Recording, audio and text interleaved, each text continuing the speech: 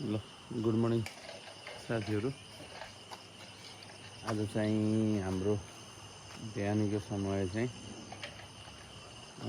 आफ्नै निवासमा बाबाले चाहिँ मौरीको हेरचाह गर्दै हुनुहुन्छ।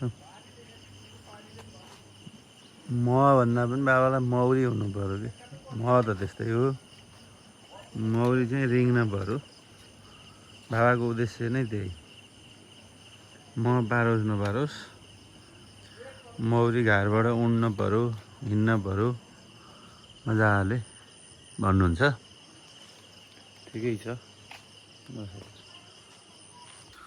साथीहरू। आज चाहिँ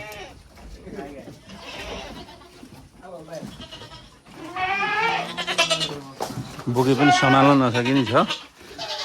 के छ अङ्कल? ए अङ्कललाई बोक्यो बोकेले बोक्यो यही हो।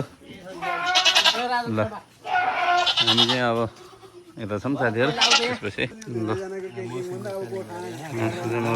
मौसम यस्तै छ।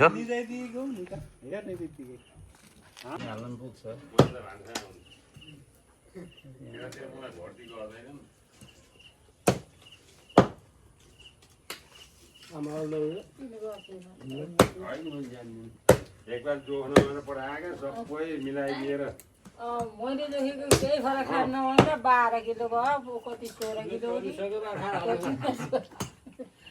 फेरि त्यस्तै जोख्ने त्यसरी भरत नभए